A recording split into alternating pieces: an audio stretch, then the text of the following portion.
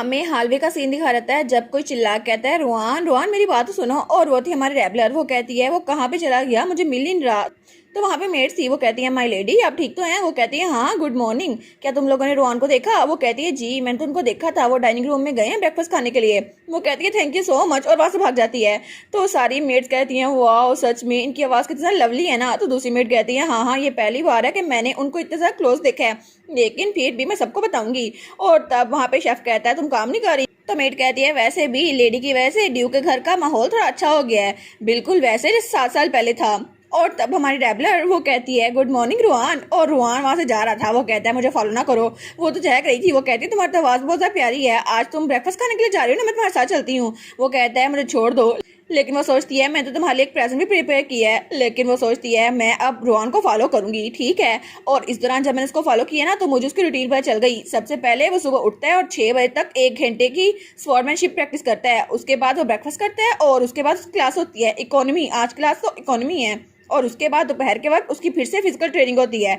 और तब वो तो नीचे बैठी हुई थी तो उसकी मेट कहती है मिस ग्राउंड तो ठंडा है आप उठ जाए। वो कहती नहीं मैं ठीक हूँ। और उसके बाद उसका इंडिपेंडेंट स्टडी टाइम होता है और तब वो पढ़ता रहता है। लेकिन आखिर किसको इतना पढ़ने की जरूरत होती है। और तब वो सोचती है फिर भी मैं भी फॉर्मर सक्सेसर थी ना अपनी फैमिली की, मुझे पता है कितना पढ़ना पड़ता है और मुझे इससे हमदर्दी हो रही है, लेकिन फिर भी मैं इसके लिए चेयर तो कर सकती हूँ ना। तो तब वो कहती है यहाँ पे बहुत ज़्यादा गर्मी है ना रुआन। और तब उसके पास आते हुए कहती है तुम इसको पी लो, तुम्हें बहुत ज़्यादा गर्मी लग रही होगी ना रिहाइड्रेट करने के लिए। वो कहता है नहीं कोई जरूरत नहीं है। वो कहती है ठीक है तो ये लो इससे अपना पसीना पहुँच लो। वो कहता है एमील। तो तभी वहाँ पर एक और बच्चा आता है। वो कहता है जी लॉर्ड रुआन। तो तब उसके लिए तोले लेके आता है। लेकिन वो बच्चा एमील हमारी रेबलर की तरफ बहुत ज़्यादा घूर के देखता है। तो वो सोचती है क्या। तो तब वहाँ से रुआन जा रहा था और उसके पीछे वो एमील भी। वो कहता है इसके बाद क्या है। तो वो कहता है इसके बाद मिलिट्री साइंस क्लास है। तो हमारी सोचती है क्या क्या ये मुझे घूर रहा था। लेकिन वो कहती है शार्लेट ये लड़का कौन है। और वो सोचती है मुझे उसकी आंखें कुछ ठीक नहीं लग रही थी। तो उसकी मेट कहती है ये इसको तो यंग मास्टर खुद लेकर आए थे और ये तो उनके साथ तब से है। वो सोचती है क्या तब से, इसका मतलब है कि ये बहुत सारा लंबे अरसे से यहाँ पर।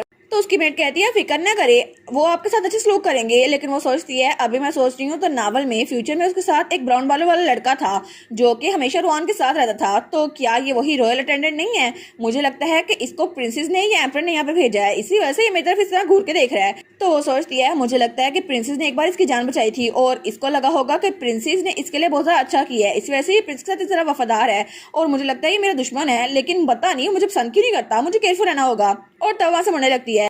तो वो सोचती है जो लोग रुआन की अभी हेल्प कर रहे हैं ना उन सबको कभी ना कभी प्रिंस ने बचाया था। तो तब वो जाते हुए कहती है ठीक है मैं ठीक हूँ, जब तक उसकी क्लास खत्म नहीं रहती मैं यहाँ पे इंतजार करती हूँ। और वो सोचती है क्या मुझे इस अपॉर्चुनिटी का फायदा उठाना चाहिए, मुझे भी फिजिकल ट्रेनिंग करनी चाहिए। तो मेट कहती है जी अच्छा आइडिया है। लेकिन तभी जाते हुए अमील उसको फिर से घूर के देखता है।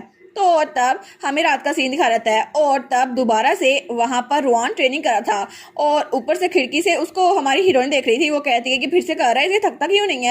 तो मेट कहती है उन्होंने तलवारबाजी बाद में सीखना शुरू कर दी थी इसलिए वो ज़्यादा मेहनत कर रहे हैं। वो कहती है अच्छा लेकिन फिर भी वो बहुत ज़्यादा टैलेंटेड लग रहा है। वो कहती है हाँ वो बहुत ज़्यादा मेहनत करते हैं ना इसीलिए जीनियस को भी बहुत ज़्यादा ऑब्स्टेकल फेस करनी पड़ती हैं। वो कहती है अच्छा लेकिन मुझे लगता है कि उसकी रुकावटें तो खत्म हो गई हैं, लेकिन लगता है उसके लिए बहुत ज़्यादा काम पड़ा है। तो तब उसकी मेट कहती है अच्छा लेकिन मैं आपको एक मजे की बात बताऊं, कैसल में हर कोई एक बेट लगा रहा है। वो कहती है एक बेट, लेकिन किसी पे। तो उसकी मेट कहती है इस बात पे कि यंग लॉर्ड कब आपकी तरफ अपना दिल खोलेंगे और आपको अपनी छोटी बहन कबूल कर लेंगे। और सब लोग इस बारे में बहुत ज्यादा खुशी से बात कर रहे हैं।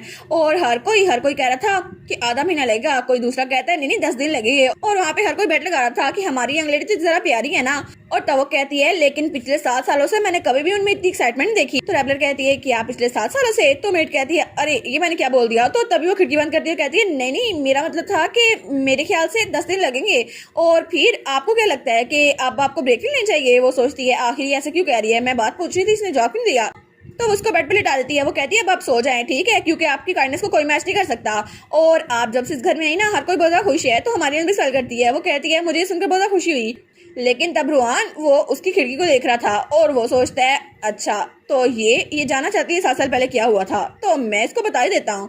और इस तरह एक हफ्ता पूरा गुजर गया जब वो रुआन के पीछे थी। लेकिन तभी रुआन कहता है ठीक है तुम जो जाना चाहती हो मैं तुम्हें बता ही देता हूँ। तुमने मुझे पूछा था कि मैं तुम्हें पसंद क्यों नहीं करता और ड्यू को पसंद क्यों नहीं करता, तो इसकी वजह सिर्फ एक है, 7 साल पहले उस आदमी ने मेरी माँ को मार दिया। तो वो कहती है क्या मतलब। तो तब वो बहुत ज्यादा उदास हो गया था। वो कहता है मेरा कहने का वही मतलब है जो तुम सुन रही हो। ड्यूक कैसियस ने मेरी माँ को मार दिया, उनकी वजह से मेरी माँ मर गई, लेकिन उनको इस बात का जरा सा भी अफसोस नहीं होता। और दूसरी तरफ ड्यूक अपने कमरे में बहुत ज्यादा उदास खड़ा हुआ था और वो उसकी मॉम की पेंटिंग को ही देखी जा रहा था। और तब हमें बताया जाता है ये सब कुछ शुरू कैसे हुआ था। और कुछ घंटे पहले वो रुहान के पास आई थी। वो कहती है, रुहान देखो ना, तुम तो कल से ज्यादा बड़े हो गए हो, कितने अच्छे लग रहे हो, क्या तुम कल रात अच्छे से सोए? और जब बारिश होती है ना तो रेनबो में निकलती है, क्या तुम्हें रेनबो पसंद है? तो वो तो बड़ा चिढ़ गया था, लेकिन वो नाश्ता करने के लिए बैठ गया था और उसका साथी एमिल वो भी वहां पे खड़ा था। वो सोचते हैं ये सच में उनको इतना तंग कर रही है। तो तब वो कहती है, ओ डिजर्ट के ऊपर एप्पल पाए है ना, कितना डिलीशियस है। और जब मैं छोटी बच्ची थी ना तो मुझे पाइस बनाना बहुत ज्यादा पसंद थे और ये तो बहुत ज्यादा कूल चीजें है ना। लेकिन रोहान को तो बड़ा गुस्सा आ रहा था। वो कहता है, आखिर तुम ये सब कुछ कर क्यों रही हो, यहाँ पे आने का तुम्हारा मकसद क्या है? और तब वो ट्रेनिंग कर रहा था। वो कहता है, तुम मुझसे दूर क्यों आती, इतनी सारी चीजें डिफिकल्ट भी नहीं है, बस कह दो जो तुम्हें कहना है। वो कहते हैं, ठीक है मैं स्ट्रेट पॉइंट पे आती हूँ, मुझे ये बताओ तुम मुझसे और ड्यूक से इतनी नफरत क्यों करते हो? तो वो कहता है, क्या ये सीधा पूछ रही है? वो कहती है, हाँ मुझे यही पूछा था, मैं बस क्यूरियस हूँ। वो कहता है, मुझे समझ नहीं आ रही तुम ये पूछना क्यों चाहती हो? वो कहती है, वेट एक मिनट रुको, सही कहाँ जा रहे हो? लेकिन तब वो आगे बढ़ती है। वो सोचती है, मुझे इसे फॉलो करना ही होगा, मेरे पास कोई चांस नहीं है कि मैं मिस कर सकूं। तो तब वो कहती है, ठीक है अगर तुम मुझे बता दो ना तो फिर मैं कभी भी तुम्हारे कमरे में नहीं आऊंगी, लेकिन अगर तुमने मुझे ना बताया तो मैं रोज तुम्हारे कमरे में आऊंगी, तुम्हारा पीछा करती रहूंगी और हर लेसन में तुम्हारे साथ ही रहूंगी। वो कहता है, ठीक है बस काफी हो गया। वो कहती है, ठीक है मुझे बता दो ना, बस एक बात का जवाब दे दो, और फिर अगर तुमने मुझे इस बात का जवाब दिया ना तो मैं तुम्हें प्रिंसेस के बारे में बताऊंगी। वो कहता है, क्या प्रिंसेस? आखिर तुम होती कौन हो उनके बारे में बात करने वाली? वो कहती है, और कौन, मैं प्रिंसेस की पोजन टेस्टर थी ना, मैंने उनकी जान बचाई थी। ऑनेस्टली तुम्हें तो उनके बारे में जानना होगा ना, क्योंकि सच में मैं तो प्रिंसेस की फ्रेंड थी और तुम तो उनको पसंद करते हो ना। तो रोहन कहता है, अच्छा ठीक है ऑल राइट, तुम्हें जो भी पूछते हैं मुझसे पूछो, मैं तुम्हें बता दूंगा। तो वो कहती है, ठीक है तो मुझे बताओ ना तुम ड्यूक को पसंद क्यों नहीं करते? तो वो कहता है, अच्छा तुम्हें वजह जाननी है तो मैं तुम्हें बता देता हूँ कि ड्यूक की वजह से 7 साल पहले मेरी मॉम मर गई थी। वो कहती है, क्या, लेकिन ऐसे क्यों? तो वो कहता है, बिल्कुल सही, मैंने कहा है ड्यूक कैसे मेरी माँ को मार दिया था और उनकी वजह से मेरी मॉम मरी थी, लेकिन फ्यूनरल के बाद वो कभी भी मेरी मॉम को याद करते हुए नजर नहीं आए। तो वो कहती है, क्या ये आखिर कोई गलत फहमी तो नहीं? तो रोहन कहता है, जो सवाल तुम पूछ रही थी उसका जवाब यही है। तो वो कहती है, आई एम सॉरी। वो कहता है, अगर कुछ और भी पूछना है तो मुझसे पूछ लो, लेकिन अगली बार जब मैं तुमसे मिलूंगा तो तुम्हें मुझे प्रिंस के बारे में बताना होगा। और तब थोड़ी देर बाद का सीन दिखा रहता है और रेबलर वहाँ पर थी और उसकी मेड और वहाँ पे गार्ड भी था। तो वो कहता है, मुझे माफ कीजिएगा ड्यूक कैस थोड़ा बिजी है इसलिए वो यहाँ पर आ नहीं सकते। वो सोचती है, लगता है ड्यूक को पता चल गया कि मुझे उनकी वाइफ के बारे में पता था, इसलिए वो मुझे अवॉइड कर रहे हैं। लेकिन फिर भी वो कहती है, आपको पता है ना मैं यहाँ पर क्यों आई हूँ? तो गार्ड मुंह पीछे कर लेता है। वो कहती है, प्लीज मुझे बता देना। तो शार्लेट भी कहती है, प्लीज इसे बता देना। वो कहता है, ये शार्लेट भी। तो तब हमारी रेबलर कहती है, आप चाहते हैं ना कि ड्यूक और उनका बेटा रिकॉन्साइल हो जाए, है ना, आपस में अच्छे से बात करें, तो मुझे जो इन्फॉर्मेशन चाहिए प्लीज मुझे बता दें। तो वो कहता है, ठीक है मुझे तो खुद इस बारे में कुछ ज्यादा नहीं पता, लेकिन मिस रेबलर आपको क्या लगता है उस दिन क्या हुआ होगा जब लॉर्ड रोहान ने उसका जिक्र किया था? तो रेबलर कहती है, मुझे लगता है कि उस दिन की बात कर रहा था जब डचीज वो गुजर गई थी, लेकिन मुझे उसके बारे में कुछ भी नहीं पता। तो वो कहता है, जी हम उस दिन की बात कर रहे हैं जिस दिन उनका फ्यूनरल था, लेकिन मैंने सुना था कि वो तो बहुत ज़्यादा ग्रैंड था और तब ड्यूक वो बहुत ज़्यादा उदास थे और उनके साथ उनके फादर इन लॉ भी थे, डचेस के फादर, और तब उन्होंने अपने फादर इन लॉ को सहारा दिया था और वो बहुत ज़्यादा उदास थे, लेकिन ऐसा कहा जाता है। तो हमारी रेबलर कहती है, अच्छा तो फिर कोई मिसअंडरस्टैंडिंग हुई होगी ना, क्योंकि ड्यूक तो अपनी वाइफ को बहुत ज़्यादा पसंद करते थे। वो कहता है, हाँ लेकिन ये सब कुछ उनकी वजह से नहीं हुआ था, ये सब कुछ उस वार की वजह से हुआ था, पोस्टेलमियो की वार की वजह से। वो कहती है, क्या वो वार तो फूड की शॉर्टेज की वजह से नहीं हुई थी? वो कहता है, ये आधा सच है, लेकिन आधा सच ये है कि उसके पीछे एक प्रिंसेस थी। वो कहती है, क्या एक प्रिंसेस? तो गार्ड कहता है, जी बिल्कुल, ये सब कुछ तब शुरू हुआ जब प्रिंसेस ऑफ पोस्टेलमियो वो अपनी बेटी को पैदा करते हुए गुजर गई।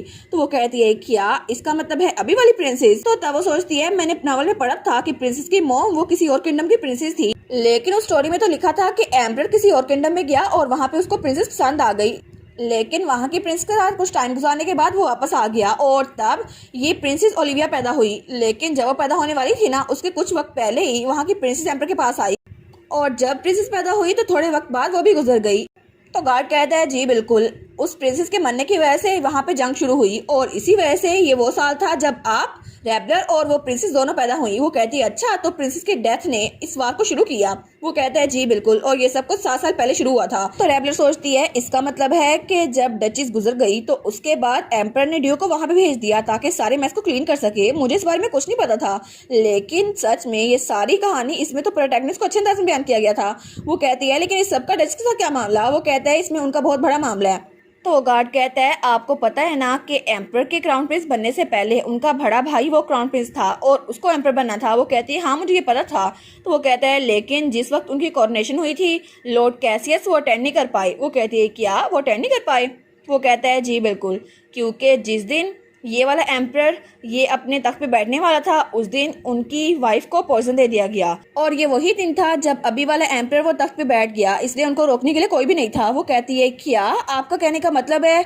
तो वो गार्ड कहता है जी बिल्कुल आप सही समझ रही हैं। असल में वो एम्परर था जो अपने रेबेलियन में सक्सेसफुल हो गया, क्योंकि वहां पर उनको रोकने के लिए ड्यूक कैसिस नहीं था, क्योंकि उनकी वाइफ उनको असैसिनेट कर दिया गया था और ड्यूक उस वक्त उनका फ्यूनरल अटेंड करे थे, लेकिन वो बहुत ज्यादा दुखी थे। लेकिन लॉर्ड रोआन को अभी तक ये नहीं पता कि उनकी मॉम को जहर देने वाला और कोई नहीं एम्परर था, वही प्रिंसेस का डैड जिसको वो बहुत ज्यादा पसंद करते थे।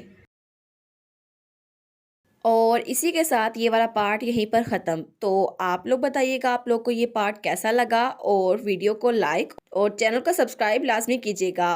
बाकी वीडियोस का लिंक भी स्क्रीन पर नज़र आ रहा होगा, तो काइंडली उनको भी चेकआउट कर ले। और thank you so much for watching my videos. Stay safe, bye bye.